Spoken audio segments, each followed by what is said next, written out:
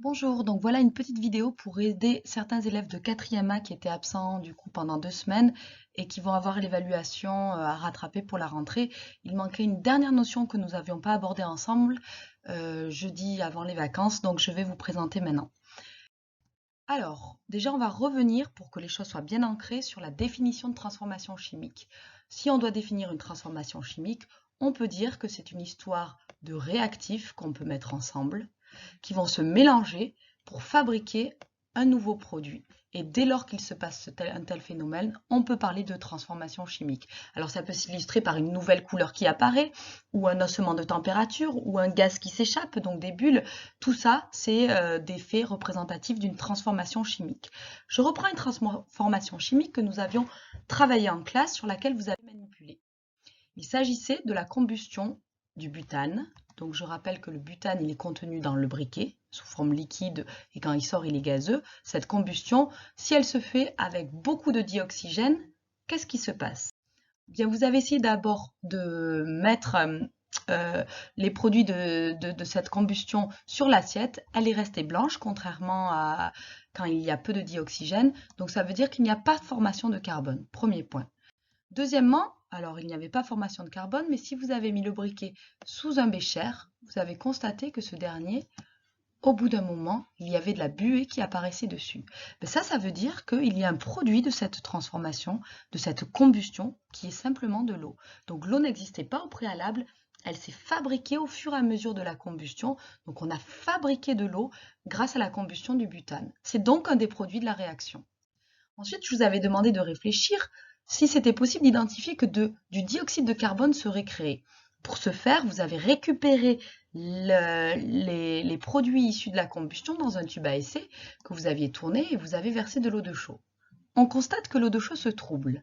Eh bien ça, c'est significatif du fait qu'il y a bien du dioxyde de carbone qui a été mis en contact. Donc oui, le dioxyde de carbone est aussi un des gaz qui est produit lors de cette combustion.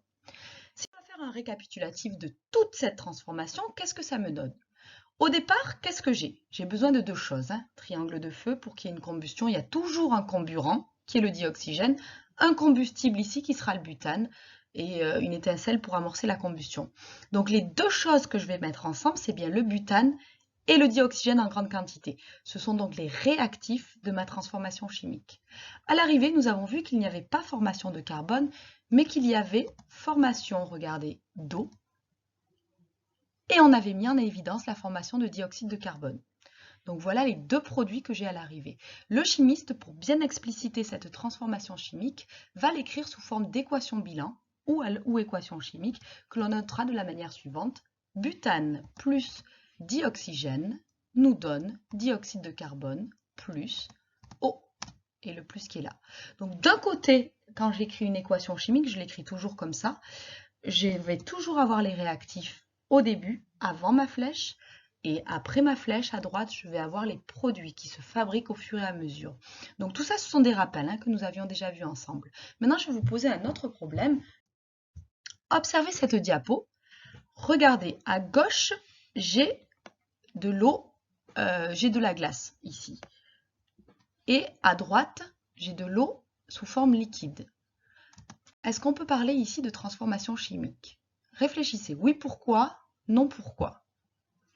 Alors ce qu'on peut constater, c'est que au départ j'ai des molécules que j'ai représentées sous forme de triangles, qui sont des molécules d'eau, elles sont toujours présentes à l'arrivée. Je n'en ai pas des nouvelles que j'aurais produites. Donc ça me pousse à bien penser que je n'ai pas une transformation chimique, puisque je n'ai pas une nouveauté à l'arrivée. Certes, elles ne sont pas placées de la même manière, mais au départ j'ai des molécules d'eau triangle, à l'arrivée je retrouve exactement le même type de molécules.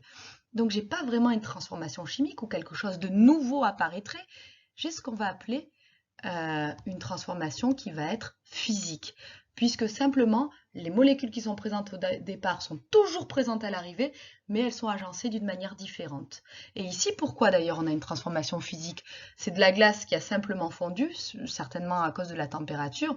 Donc les molécules qui étaient bien ordonnées, elles se sont un petit peu désorganisées pour former l'eau liquide, comme vous le voyez. Et donc là, c'est ce qu'on appelle un changement d'état, qui porte le nom d'ailleurs de fusion. Ça, c'est vos rappels de 5e et de 6e. Donc il faut bien distinguer transformation chimique d'une part, où j'ai des réactifs qui réagissent pour former des nouvelles molécules qui n'existaient pas au départ, et transformation physique, où il y a des changements mais juste d'organisation, les molécules restant les mêmes. Je vous montre par exemple le cas de l'évaporation, qui est aussi un changement d'état. On voit bien ici les molécules d'eau qui sont présentes au départ. On les retrouve à l'arrivée sous forme d'eau gazeuse. Elles sont bien écartées, mais c'est toujours les mêmes. Donc ici, j'ai aussi une transformation qui est qualifiée de physique. Si je dois définir ces deux termes, on le notera plus tard dans le cours, pour savoir si une transformation est chimique ou physique, la définition qu'on peut en donner, c'est que quand elle est physique, les molécules restent les mêmes, alors que quand elle est chimique, les molécules se transforment en d'autres types de molécules. On va s'entraîner. On va faire un petit quiz pour voir si vous avez bien compris ces deux notions et si vous savez bien les distinguer. Donc je vais à chaque fois vous projeter une image et sur cette image vous aurez soit une transformation physique, soit une transformation chimique. Dans votre tête vous vous dites la réponse et je vous la donnerai, vous verrez si vous avez juste ou pas. On commence. Lorsque du charbon brûle, vous l'avez effectué en classe, est-ce une transformation chimique ou physique? Il s'agissait ici d'une transformation chimique évidemment puisque vous l'aviez fait en classe, vous avez manipulé, vous avez vu que cette combustion, elle fabriquait du dioxyde de carbone, ce gaz à effet de serre. Donc il n'y en avait pas au départ de dioxyde de carbone, il est le fruit de cette transformation. On a donc créé un nouveau produit. Donc il y a bien une transformation qualifiée de chimique. Deuxième exemple, je vais mettre un morceau de sucre simplement dans de l'eau. Vous allez observer au bout d'un moment qu'il se dissout. D'ailleurs, on croit qu'il disparaît. Physique ou chimique? Réfléchissez. Il s'agissait ici d'une transformation physique. Pourquoi? Le sucre est toujours présent. Certes, il est dissous, mais l'eau aura bien un goût sucré. Il n'a pas disparu, ce n'est donc pas un réactif. Et je n'ai pas fabriqué de nouveaux produits. J'ai toujours de l'eau et du sucre, simplement sous une autre forme. Chaque petite particule d'eau vient enrober une petite molécule de sucre et l'entourer. Mais les deux types de molécules présentes au départ, eau et sucre, sont bel et bien présentes à l'arrivée. Il n'y a pas de nouveauté. La dissolution est donc une transformation physique. On poursuit. Un clou qui rouille. Donc réfléchissez, physique ou chimique? Il s'agissait ici d'une transformation chimique. Pourquoi? Eh bien, j'ai une nouvelle matière qui apparaît. Regardez la rouille qu'il y a sur le clou, qui a une couleur un peu différente du fer initial qui était plus argenté, qui a un peu de couleur rouille. C'est bien un nouveau produit. Et d'ailleurs, si on réfléchit aux réactifs de cette transformation, il faut bien sûr du fer, le clou, mais aussi de l'eau. C'est bien l'humidité qui va faire rouiller. Donc, eau d'une part et clou en fer d'autre part sont les deux réactifs qui vont fabriquer un nouveau produit qui est la rouille. Transformation des molécules, j'ai donc une transformation chimique. Autre exemple, le raisin on l'utilise pour fabriquer du vin. Dans ce cas-là, chimique ou physique? Il s'agit là aussi d'une transformation chimique. Eh bien pourquoi? Dans le raisin, dans le jus de raisin, il y a du sucre et ce sucre, en quoi va-t-il être transformé quand on devient vin? Il va être transformé en alcool. Donc j'ai bien un changement au niveau moléculaire. Des réactifs sucrés au départ, d'oxydation, qui vont créer du coup un nouveau produit qui sera l'alcool à l'arrivée. Donc j'ai bien vraiment un changement de molécule. C'est chimique. Dernière question un petit peu pas très précise, une femme teste un parfum. J'entends par là, on sait que le parfum, il est liquide, elle se le vaporise. Si je passe à côté de la femme, je vais la sentir cette odeur. Qu'est-ce qui se passe pour que son parfum puisse arriver jusqu'à mon odorat? Il y a une transformation ici. Est-elle physique ou est-elle chimique? Il s'agit ici bel et bien d'une transformation physique. En effet, le parfum était liquide sur son cou. Si moi je parviens à le respirer quand je passe proche de cette femme, c'est qu'il s'est transformé en forme gazeuse pour venir effectivement être inhalé par mes voies respiratoires. Donc on a un changement d'état liquide à vapeur qui est une évaporation et comme tout changement d'état, je ne change pas la nature de la molécule, c'est toujours les mêmes molécules de parfum, juste elles sont un petit peu plus écartées les unes des autres, ça s'appelle l'état gazeux. Voilà cette transformation physique. J'espère que ces petites questions ont permis de bien clarifier transformation physique et chimique pour vous. Alors, pour vous entraîner à nouveau, à la fois sur tout ce qui est transformation chimique et physique, réactif et produit, je vous ai mis sur Pronote une fiche d'exercice, un ai-je bien compris, que je vous demanderai si vous pouvez l'imprimer, tant mieux, et le faire, c'est parfait. Si vous n'avez pas d'imprimante, pas de souci, je vais vous le projeter aussi ici. Vous pouvez le regarder sur Pronote et essayer, sans pouvoir écrire par-dessus, mais d'imaginer les réponses. C'est des petits quiz aussi. On va le regarder ensemble. Donc, c'est un QCM, hein. Donc, à chaque fois, je vous demande d'entourer là ou les bonnes réponses. Ceux qui ont la chance d'avoir pu imprimer, mettez sur pause la vidéo que je vais corriger, entraînez-vous et remettez sur play quand vous avez terminé pour voir si vous avez juste ou pas. Je vous mets aussi la correction sur Pronote. Donc, je vous demande, lors d'une transformation chimique, un réactif est A, une espèce consommée, B, une espèce formée, C, une consigne de sécurité. Eh bien, vous avez vu, on l'a redit, qu'un réactif, c'est ce qui va réagir. C'est donc les choses que je mets au départ dans ma réaction. Et elles vont être mises au départ, ces choses, elles vont réagir, donc elles vont être utilisées, consommées pour produire des nouveaux produits. La seule et bonne réponse ici, c'était une espèce consommée. Lors d'une transformation chimique, un produit, c'est une espèce consommée, une espèce formée ou un protocole? Eh bien, je l'ai dit tout à l'heure, le produit, c'est ce qui va être produit, fabriqué, donc il va être formé. Il n'existait pas au départ, c'est le fruit de la réaction qui va produire le produit. C'est donc une espèce formée. Enfin, la fabrication de glaçons à partir d'eau liquide est une transformation physique, chimique, thermique. On l'a vu, il s'agit là d'un changement d'état, donc les molécules d'eau restent des molécules d'eau, c'est juste l'état qui change, donc il s'agit de la définition d'une transformation physique. La combustion du butane, on en a parlé aussi, et on l'a vu ensemble, c'est la transformation chimique, puisqu'elle fabrique de l'eau, elle fabrique du dioxyde de carbone, c'est de nouveaux produits qui n'existaient pas, j'ai transformé les molécules. Autre chose, lorsqu'on prépare une boisson chocolatée, cela correspond à quoi? Transformation chimique, physique, mélange d'espèces chimiques.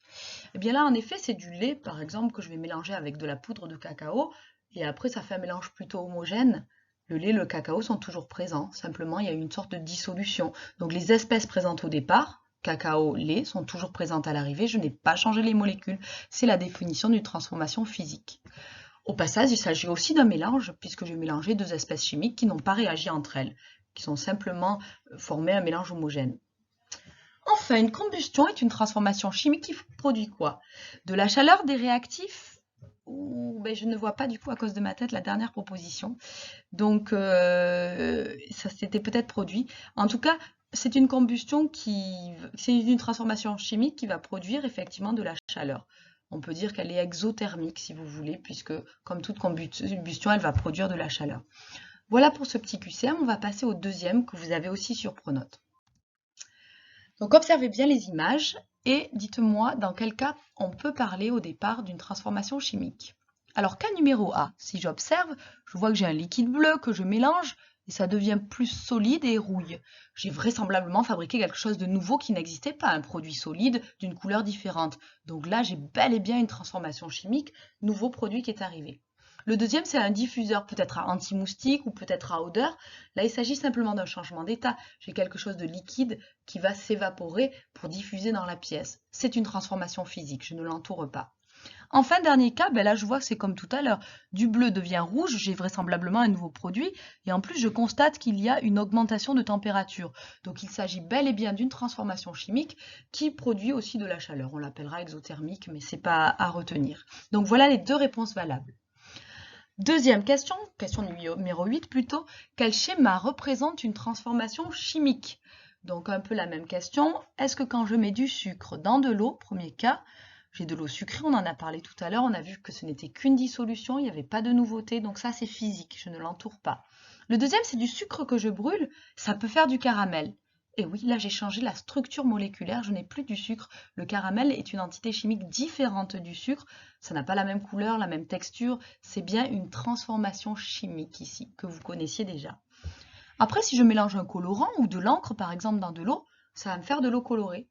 J'ai de l'eau et du colorant au départ, à l'arrivée j'ai toujours de l'eau et du colorant qui se sont certes mélangés, mais qui sont toujours présents, il n'y a pas de nouveauté, c'est physique. Donc la seule bonne réponse était celle du milieu. Dans la combustion incomplète du butane, c'est-à-dire où il y a peu de dioxygène, les réactifs sont le butane et le dioxygène, le monoxyde de carbone, le dioxyde de carbone, l'eau et le carbone, le butane ou l'eau de chaud. La seule et bonne réponse était celle-ci. Il me faut le comburant et le combustible, c'est le butane et le dioxygène. On parlait tout à l'heure de monoxyde de carbone, ça c'est un produit de la réaction. Ce n'est pas un réactif, il n'est pas là au départ, il peut se fabriquer. Pareil pour le dioxyde de carbone ou pour l'eau, ce sont des produits dans cette deuxième case, donc ça ne peut pas fonctionner ici. Et l'eau de chaux, souvenez-vous, n'a rien à voir avec cette combustion, c'est un produit en plus qu'on a mis pour identifier quelque chose, qui n'a rien à voir du coup avec la transformation. Enfin, dernière question. Une transformation chimique peut être modélisée par la réaction chimique suivante. Alors ça, c'est vraiment savoir bien écrire l'équation bilan ou l'équation chimique. Eh bien, il faut le retenir, il faut toujours mettre les réactifs avant la flèche qui donnent les produits après la flèche. Donc la seule chose qui peut bien fonctionner, celle-là ça ne marche pas puisque je vois que les réactifs, ils sont après la flèche aussi.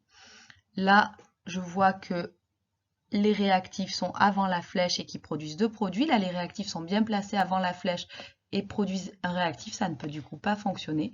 La seule et bonne solution, c'est réactif qui agit avec un autre réactif pour former peut-être deux produits. Produit 1, produit 2. Des fois, ça peut arriver qu'il y ait un produit 3, on mettrait plus produit 3. Des fois, il n'y a qu'un seul produit, donc il y aurait produit 1. Donc voilà la seule bonne écriture. J'espère que ce petit QCM a été clair. C'est des questions très simples et un petit peu comme ça sur lesquelles je peux vous interroger pour l'évaluation. On va faire un dernier exercice ensemble, je vais vous l'expliquer. Donc là, dans les textes ci-après, il y en a 5. Il y a une transformation chimique à chaque fois. À vous de repérer dans ce texte quels vont être les réactifs et quels vont être les produits.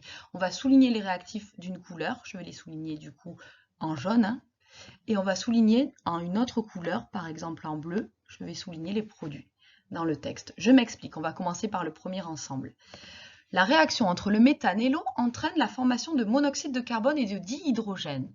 Dans cette phrase, quels sont les réactifs? C'est-à-dire quelles sont les espèces qui vont être mis ensemble au départ et qui vont réagir ensemble? Si on parle de réaction entre méthane et de l'eau, ça sera donc le méthane et l'eau. Voilà mes deux réactifs. Entraîne la formation de monoxyde de carbone et de dihydrogène. Si ça entraîne la formation de carbone et de dihydrogène, ça veut dire que carbone et dihydrogène n'étaient pas présents au départ, ils sont produits. C'est la définition de produit. Ce sont les deux produits de ma réaction. Je continue sur le deuxième exemple. L'acétylène est préparé en faisant réagir de l'eau et du carbure de calcium. Il se forme également de l'hydroxyde de calcium. Donc, qu'est-ce qui est préparé? C'est l'acétylène. Si l'acétylène est préparé, c'est qu'il n'existe pas au départ et que je vais le fabriquer. Donc, l'acétylène, ça va être le produit de la réaction que je suis en train de créer. Donc, il est préparé grâce à quoi? Grâce à deux réactifs, justement, qu'ils vont être l'eau et le carbure de calcium. Si on me dit que ce qui réagit, c'est l'eau et le carbure de calcium, ça veut dire qu'eau et carbure de calcium sont bel et bien mes réactifs. Et il y a une deuxième phrase, on me dit, il se forme également de l'hydroxyde de calcium. Ah ben ça veut dire que l'hydroxyde de calcium est aussi un des nouveaux produits de cette transformation chimique. Donc il y avait deux produits, l'acétylène qui était recherché, mais aussi l'hydroxyde de calcium qui est créé. Troisième exemple, à chaque fois, mettez sur pause, trouvez vous-même et remettez sur play pour lancer la correction. La fermentation des sucres présents dans le mou de raisin fournit de l'éthanol et du dioxyde de carbone. Les sucres sont les seuls réactifs. Donc la fermentation des sucres, les sucres sont les seuls réactifs.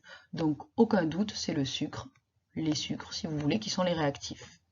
Dans le mou de raisin, ça fournit de l'éthanol et du dioxyde de carbone. J'entends le mot fournit. Fournit, ça veut dire que ça fabrique. Ça n'était pas là au départ. Donc ça me fait repérer mes deux produits. Ce qui est fourni, c'est l'éthanol et le dioxyde de carbone. Les deux produits donc de ma réaction. Ensuite, 4. Le nitrobenzène est utilisé dans la chimie des colorants. On le prépare par réaction entre l'acide nitrique et le benzène. Il se forme également de l'eau. Donc on nous explique le nitrobenzène, soit qui est utilisé dans de la chimie des colorants. Ah, on me dit qu'on le prépare. Ça veut dire que je veux le fabriquer, je veux le préparer. Ça veut dire qu'il n'existait pas au départ. Donc le nitrobenzène est le fameux produit que je cherche à produire. C'est donc le produit de la réaction. Pour le fabriquer, le synthétiser, on a besoin d'acide nitrique et de benzène. Donc acide nitrique et benzène sont mes deux réactifs. Ils se forment également de l'eau. Ah ben voilà, un deuxième produit de réaction, c'est assez clair et limpide. Il se forme de l'eau. L'eau est donc un produit de la réaction. Enfin, dernier exemple, par réaction entre le chlorate de potassium et l'aluminium, on obtient des étincelles blanches dues à la formation d'alumine. Il se forme aussi du chlorure de potassium. Donc, par réaction entre chlorate de potassium et aluminium, donc ça veut bien dire que je fais réagir du chlorate de potassium et de l'aluminium. Donc, ce sont mes deux réactifs, chlorate de potassium et aluminium. On obtient des étincelles blanches dues à la formation d'alumine. Ah, donc ça veut dire que je forme de l'alumine quand je mets du chlorate de potassium et de l'aluminium ensemble. Donc, alumine est mon produit de réaction. Il se forme aussi du chlorure de potassium. Ah, ok, bon, ben, un deuxième produit de réaction. Vous auriez certainement été tenté de mettre des étincelles blanches aussi comme produit de la réaction, puisqu'on les obtient après coup. Alors, vous avez raison, ça se produit pendant la transformation chimique, mais ce n'est pas une molécule à proprement parler, l'étincelle blanche. C'est un peu plus compliqué que ça, c'est plus une problématique énergétique. Donc, ce n'est pas un nouveau produit de nouvelles molécules, ce n'est pas un produit, hein. Les deux seuls produits sont l'alumine et le chlorure de potassium. Voilà pour cette première partie d'exercice. En dessous, sous les pointillés, donc là, vous voyez que vous avez à chaque fois des pointillés. Je vous demandais d'écrire, comme vous avez bien identifié les réactifs et les produits, la transformation sous forme d'équation chimique. Alors, je ne vais pas pouvoir écrire en direct, puisque là, j'ai juste scanné un document, mais je vais vous en donner la correction. On va la regarder ensemble. Donc ça me donne finalement, si je prends le premier, j'avais repéré méthanéo comme étant les deux, regardez là c'était le méthanélo, hein, je l'avais repéré, c'était mes deux réactifs. J'avais repéré en produit le monoxyde de carbone et le dihydrogène, si bien que si je veux l'écrire sous forme d'équation chimique, je vais mettre méthane plus eau, les deux réactifs en premier, vont réagir ensemble, ils vont donner du coup mes deux produits, monoxyde de carbone et dihydrogène. Voilà comment j'écris ça sous forme d'équation bilan. Vous pouvez vous amuser sur un papier à essayer, sans regarder, de les écrire, ces équations bilan, et je vous laisse regarder la correction. Je pense qu'il n'y aura pas de souci là-dessus. S'il y en a, vous avez toujours mon mail, vous avez toujours Pronote pour m'envoyer, et je répondrai systématiquement du coup à vos interrogations pour bien réviser. Donc voilà les petits exercices d'entraînement. J'espère que tout s'est clarifié pour vous, qu'il n'y a pas trop de sources de doute. S'il y en a, vous m'écrivez. Et un dernier point, il faut quand même l'écrire, cette trace écrite sur la différence entre transformation chimique et physique. Donc je vous ai mis sur Pronote les quelques lignes, les 4-5 lignes à noter sur ces deux définitions, où je vais vous les afficher maintenant aussi, et vous prendrez le temps de vous mettre à jour dans votre cours. Le voilà le cours, hein. Donc je vous ai dit, il y a 4 lignes, c'est les définitions de transformation physique, pas de nouveaux éléments. Transformation chimique, des nouveaux éléments. Vous pouvez mettre sur pause et recopier ou chercher les documents sur Pronote pour ceux qui veulent les imprimer, les coller à la suite. Donc voilà, ça en est terminé pour les 2 semaines où vous avez loupé un petit peu de cours. J'espère que ça vous a bien permis de vous mettre à jour, que ça vous a bien permis de réviser et que vous soyez prêts du coup pour la rentrée, pour l'évaluation sur la chimie, notre première évaluation. Vous avez sur Pronote toutes les compétences sur lesquelles je vais vous évaluer. Donc regardez chacun des items. Essayez de voir si c'est clair ou pas. Si un des items vous avez un doute, le moindre doute, vous m'envoyez un mail et je réexpliciterai ce qui se cache derrière l'item si vous n'avez pas très bien compris. Donc je vous souhaite de très bonnes vacances et de très bonnes révisions pour l'évaluation de la rentrée. Au revoir.